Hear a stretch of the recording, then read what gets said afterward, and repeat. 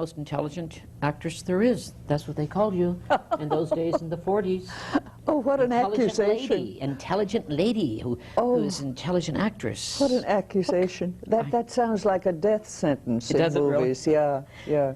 Character actress. I mean... Oh, now you've mentioned my proudest title. Yeah, I was called at one point Hollywood's youngest character actress, and I was pretty pleased about that because there were no two roles alike, and that's the way I wanted it. Uh-huh. From where are you actually from originally? Well, I arrived, they tell me, in Evanston, Illinois, which I think is a suburb of Chicago, but I have no memory of it. Really? I was a babe in arms when we moved to New York, so all I know is New York City. Top model. I'm a New Yorker. You're a model. Yeah. Tell me about your modeling days. Well, the modeling was in order to pay for dramatic school. It was depression. But you see, I had it all figured out, Skip. I was going to be an actress in movies. That's odd for a New Yorker. You'd think I would have been stage struck. No, it was films I was heading for. And there was, at that time, no training for motion pictures to be had in the United States. No college or university offered any course in film. None. I looked. And since that's where I was headed and wanted to go, I had to figure out my own training for it. So I thought, well, I will go to a dramatic school. I'd better find out about the visuals, whether I photograph or not, and about grooming and hair and makeup and all that. So I will be a photographic model and learn about lights and cameras. Now sound, talkies had now come in. So what do I do about sound? Radio, of course. There was no TV, certainly then. So I will get myself on radio and find out about voice and how to use that with microphones. Right. And I devised this campaign. I became a Powers model at 16. Powers model? Oh, yes. I was a John Powers. They added the Robert later. He wasn't that distinguished then. He was John Powers. He became John Robert Powers a little later. But at 16, I was through with school. And so that was the photographic end of it. Dramatic school was Theodora Irvin's studio for the theater. That was right in New York City, and she was a grand old lady of theater. She knew what she was talking about.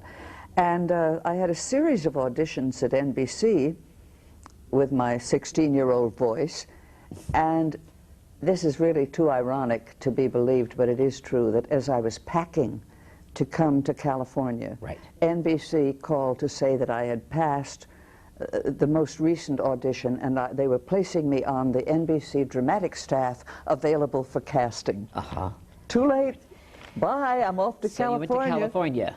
And what was your first film, actually? The first movie, again, this is hard to believe, the first time I got paid to act, Skip, was the feminine lead in a major studio feature film seen around the world.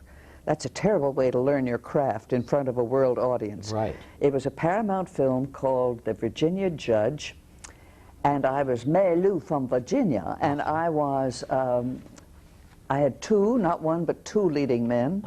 One of them, Bob Cummings. Robert Cummings, wonderful. And it was also his first picture, and Johnny Downs, who was had been a leading boy in the Our Gang Comedy Kids, all grown up and very handsome, and now doing television in San Diego. The Virginia Judge himself was a fine old vaudevillian named Walter C. Kelly, and they strung a lot of his kind of homespun humor and wisdom. He was a kind of Will Rogers character, and he also had a niece named Grace. Grace Kelly came on the scene sometime later, but this was Walter C. Kelly. That was my first picture. Lana Turner. You worked with this great lady in a film. Her very first lead. Her first lead? Yeah, Lana had been discovered, but they didn't give her the feminine lead in something until These Glamour Girls. These Glamour Girls, that's it. Yeah, working with her. It was an interesting film about a... Was she blonde then? Oh, yes, very she was blonde. And with such a beauty, such a figure. It was about a house party at Princeton, but it was, of course, called Kingston. And there were 6 girls and 6 fellas come to the weekend house party. Right. And Lana was dime a dance hall, Roseland, Right. a ballroom hostess, who had been invited in a drunken moment by rich Lowe heirs. Oh, lovely. Only she took his invitation seriously and showed up for the weekend, to everyone's embarrassment, because she was not one of us. I was a campus widow who had been around these coming out parties and things once too many times, and I was getting a little shrill and a little desperate, and I wound up killing myself. You were very young in that film, too. My first suicide. I was very young. 21, I think. And I playing was all older of 21. parts all the time. And I what? You were always playing older parts. Not always. You character see, parts. among all these other things, I got to play old ladies, but only young people who go through the years into old age. Right, right. That one followed these glamour girls. The very picture after. That's what I mean by variety and character actress. That's what made me so enchanted and happy with what happened to me at Metro, at MGM. Because you can do so many roles. Am I right? I got to, and I To could do so many roles, so many types of roles. Every time they had Like a Lawrence puzzle Olivier, about right? how to cast a role, they'd say, throw it to Marcia, see what she'll do with it. Ah. And I thought that was the highest compliment. Yeah. Like a Lawrence Olivier. He was, Let's you not know, compare well, me to Olivier, but but he did so many character roles. He's always playing. he loved it, and he loved wearing noses. Noses, As a yes. matter of fact, I wore a nose Did in my you? first old age film because it's such a curly, I don't know, have you got a Yes, okay. I'll turn I see it. sideways? Yes. It's such a curly profile that they thought, nobody will ever believe you're old. So they built me a nose, a straight nose. And we knew it was time to break for lunch when the heat from the lights got so bad that this nose began to slide slowly off my face. And they had to put a new one on during lunch hour. Margaret O'Brien. I just watched this movie just a...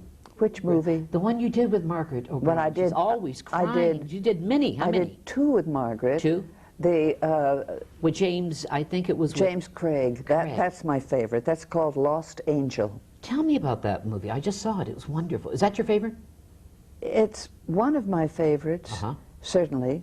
Margaret was 6, and she was pure enchantment. She was an instinctive, conscientious, greatly gifted young actress.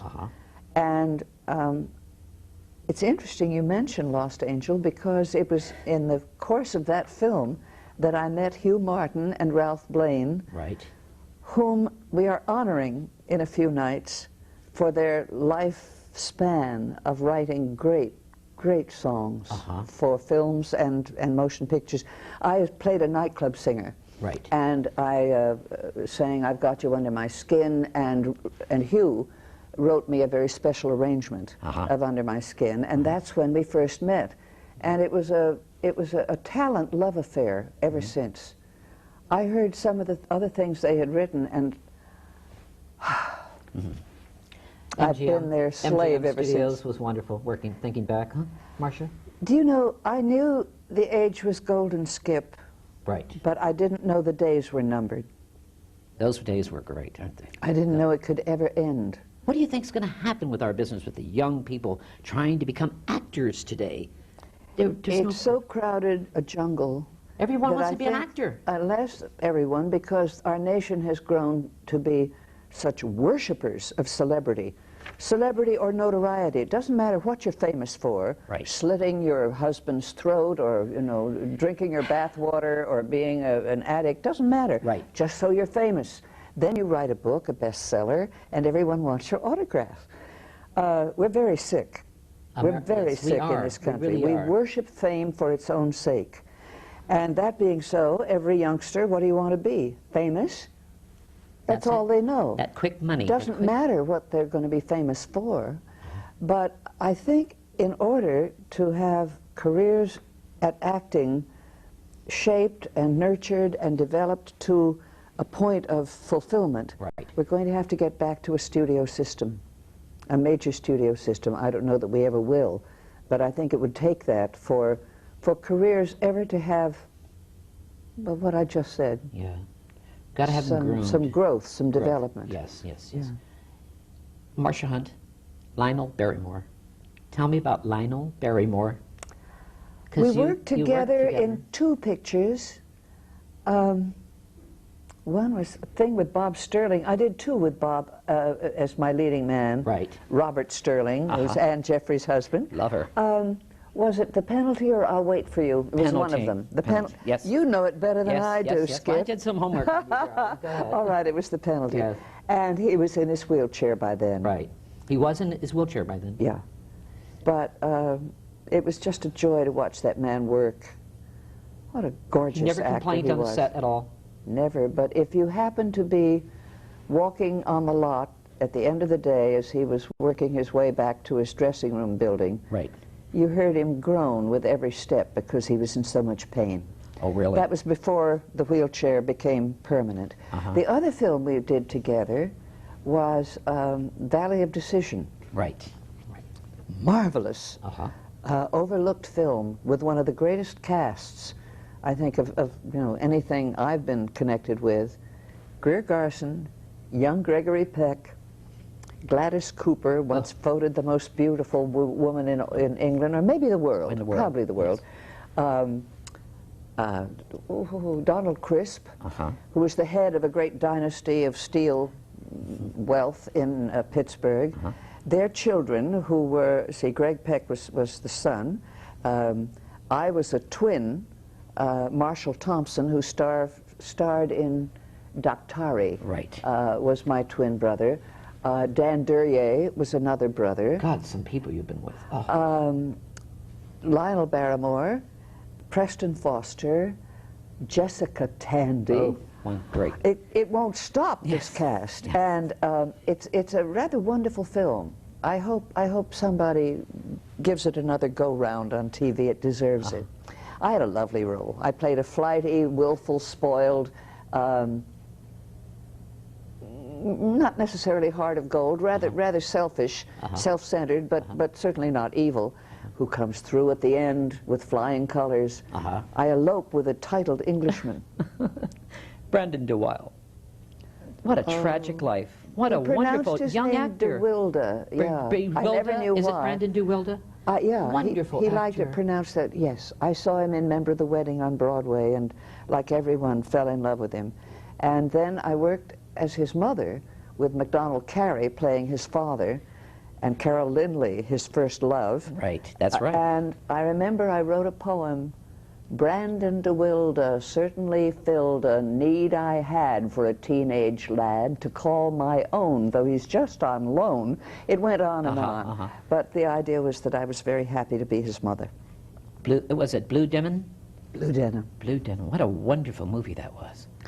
It was an important movie. I think it's the first time that abortion came up on the big screen for discussion and even for examination as to whether it was a good or a bad idea for really adolescent kids who were nowhere near parent age or responsibility, but you couldn't get away in that day with having the abortion as the right solution. She had to go ahead and have it and have both their lives chained down before they even knew who they were. They were children having children. You know. Marcia Hunt, have you enjoyed doing all this, looking back? Have you enjoyed being in the films because under contract? I don't look back, and it's kind of a refreshing treat, Skip, to have you throw names at me from the past, because I honestly dwell so much in the present that I have to confess to you that I forget for, maybe weeks at a time that I was or am an actress. I lead a very full life. In another gear, I shifted at some point. Because you are doing something right now that I love very much. Good. You I'm are glad the mayor. you love it. You are the mayor of the homeless, for the homeless Well, people. I'm an honorary mayor but you're of healthy. Sherman Oaks. Of Sherman Oaks. And Sherman Oaks, in turn, is part of Los Angeles, and Tom Bradley is the real, very fine, real mayor of... Is he really Is he really good for the homeless? Mayor Bradley. Yes, he cares. He does care, but the city is very late in coming around to the necessary role it has to play. You know, in the last 12 years, I would say, no, the last 10 years, America has been expected to take care of people in need out of the private sector. Right. It was not government's job. It was suddenly yours and mine Yes. to do something. I quite agree that it's our job to take care of people in need, but it is also our government's job. Yes. I feel very passionate about this. They started talking about armaments as security. Uh-huh. I think security is when the people of a nation can feel secure, that there's a roof over their heads and that there will be a meal in the near future. Right. That is security, when you know you can eat and sleep in safety. Safety. I don't worry about the atomic bomb nearly as much as I worry about the millions of homeless people Really? who are allowed to live like animals. They're having to scavenge out there because they have no place to go. No place. And this is why 8 years ago, when they made me honorary mayor, I thought, well, I'd better put that title to some use. And why does our government help others and other countries, not our own people, when our own people need help? I would love to have that explained. I believe in foreign aid very strongly. I do too, But first. Now, the homeless phenomenon is just that. It's new, it's recent. Right. We've always had skid rows of people who couldn't conform to the 9-to-5 world, Yes. or for whatever reason dropped out of society. Right. And the big cities of I guess, every country have had those people who are homeless, usually by choice or Yes. by alcohol, making the choice for them. But for American midstream citizens to be thrown out of work, to be suddenly evicted because they can't meet the next rent payment, Yes. with their families, if the car hasn't been repossessed, then they all dwell in the family car. Yes. And they're not as visible in a car, but they're there. There are many in the car. By the 100,000, whole families. Hundreds Yeah, of thousands yeah, yeah. of homeless in cars, living in cars. What do you do about this, Marcia? I mean, I see tears in your eyes, right? I'm sorry, I didn't mean to. But I see you're very, very caring it's about where this. the You last care- 8 years have gone, and trying to do what was possible to do. Right. Certainly, the Valley Mayor's Fund for the Homeless, which is what I got started 8 years ago. Right. Because there are many communities in the San Fernando Valley, and I pulled all the honorary mayors together and said, we have a problem in the valley. We've got homeless people by the thousands. Right. And what are we going to do about it? And this is how we got started. And this is 8 years later. What my outfit did was to Yes. try to fill a vacuum, because the San Fernando Valley is very new. It came into settlement post-World War II. Right. And that's just the last 40, 50 years. And there was nothing ready for hard times. Nothing. So the Valley Mayor's Fund first job was to acquaint the Valley citizenry with the fact that there were homeless people who were not, quote, bums. Yes. And that many of them were victims of the economy or emotional trauma of some kind, and that since we house and clothe and feed our criminals, Right. we had better start doing that for our homeless who have broken no law. They just have no place to go. So that educate Right. the Valley public, help bring about facilities that were desperately needed, shelters, services of every kind that are needed for them, and 3, raise funds to help those things come about. Right. And to keep them open, to keep them operating. Well, that's what happens. The government of this country are closing them up. When Reagan got into office, Reagan took out the homeless. He brought all, I mean, you realize what he did? He closed all the mental people, and they came from the mental institutions. They had and nowhere to became, go.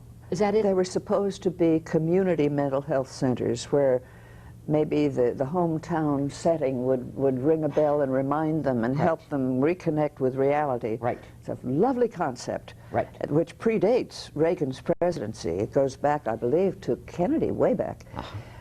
Except that the communities were not ready for them. There were not mental health centers in the communities, and the families that could or would readmitted their mentally ill relatives. Right. But many of them couldn't because of just didn't have a spare bedroom or a place to put them. Right. Or they wouldn't because it was an embarrassment. And for whatever reason, those homeless hordes that were just pushed out of all the state asylums, right. all the mentally ill who were not considered a danger to themselves and or others, are out there wandering the streets, right. so defenseless, such targets They don't know where they are. for rapists, for muggers, for people out for thrill. It's criminal and it's heartbreaking, Marcia, and they need protection. Marcia Yeah. Hunt, you've been out there. You've talked to many of these homeless. What have they said to you? What have they? You've asked them the questions. What have they come up and? They want a job. They want a job. But people out there said, no, they're bums. I know. That's not true, I is know. it? Mind you, there are all shapes and sizes and flavors of homeless people. Right. There are addicts. There are the mentally ill. There are the undocumented Central Americans who have crossed the border illegally, but they're here and they're hungry. Yes. And they want work. The reason they came here was maybe for safety from all the civil wars and turmoil in the Middle East, but they want jobs, they want self-respect, they want to be self-supporting. And it's almost impossible to get yourself out of homelessness without help. And that's why we in the Valley Mayor's Fund for the right. Homeless are working toward establishing something to be called Day Haven. Day Haven. Day Haven will provide services that all homeless people need in order to get out of homelessness. There will be showers where they can get clean, and before the homeless eat, they want to get clean. They do. A shower costs $2 at the Y. If you have $2, and if you don't, you start stinking, and nobody's going to let you near them. Do they feel ashamed that other people are looking? They do, Marcia. Of course. And they look. So first they want to get clean. They want to shave and shampoo and start smelling sweet again. Then they eat. A snack bar that would not have junk food, but some really nourishing soups and sandwiches and fruits and things, the kind of nutrition that they've been doing without, which has weakened them and weakened their resistance to disease. A very caring, capable man said that a lot of Skid Rows are epidemics waiting to happen because these people's resistance is so lowered by malnutrition and exposure that TB, you name it, can sweep through those crowded sections of Skid Rows. Yes. A lot of children. Oh, out gosh. There. Lots well, of this children. is the phenomenon, is that the fastest growing category of homeless people is families.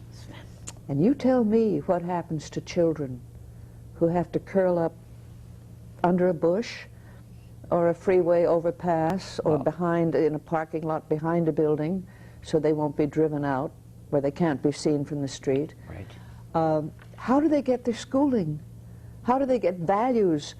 And they have to be hung on to by their mother. It's usually a mother. Now and then it's both mother and father. Welfare. To keep Can't them get out welfare because they have no address? You need an address. An address. Catch-22. That's... Day Haven would give them that address.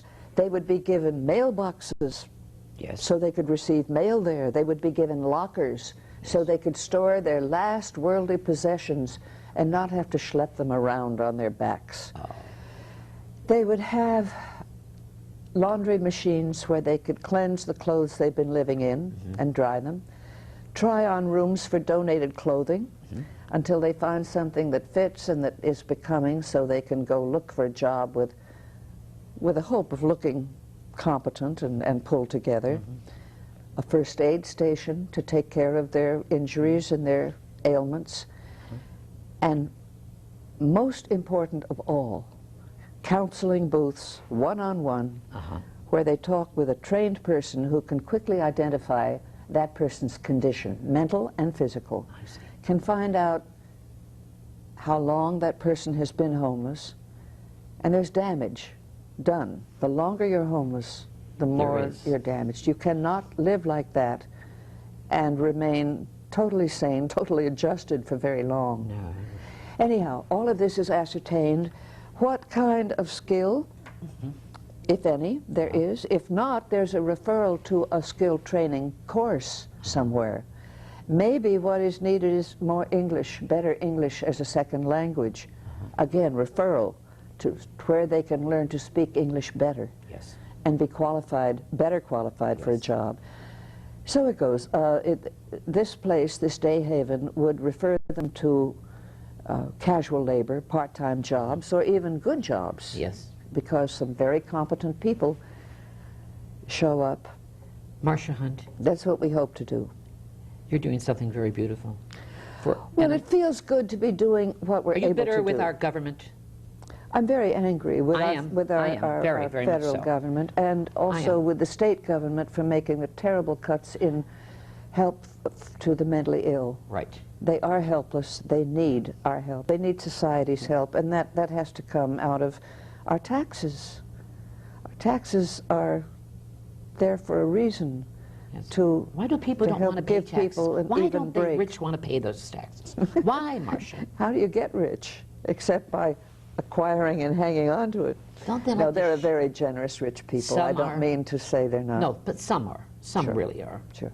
You've had a lot. This Valley homeless thing right now, you're having a big thing at the Westwood Playhouse. Tell me about that. This is going to be... With Michael Feinstein playing the piano? It's Feinstein. Feinstein. It's rhyming. It is Yes, Feinstein. Feinstein, Okay. I learned. Michael always tells me Like that. Leonard Bernstein was a Stein. Tell me about it. Well, this is a love story. Back in the early 40s, when I was at MGM, I met a pair of young songwriters, still in their 20s, named Hugh Martin and Ralph Blaine, and they had been brought out by Metro to make a film of their first Broadway show called Best Foot Forward. Right. And the big hit from that is Buckle Down, Winsaki, Buckle Down. And also with the show and with Martin and Blaine came June Allison and Nancy Walker. Right, they were both in it. And they both had their star careers grow out of that first show. And I was one of the cadets in it. And I'm not going to tell you, but I was one of the little cadets in that, 12 years old. Go ahead, let's go. You were in it? I was in it. Go ahead. Skip, I had no idea. All right. The next thing of real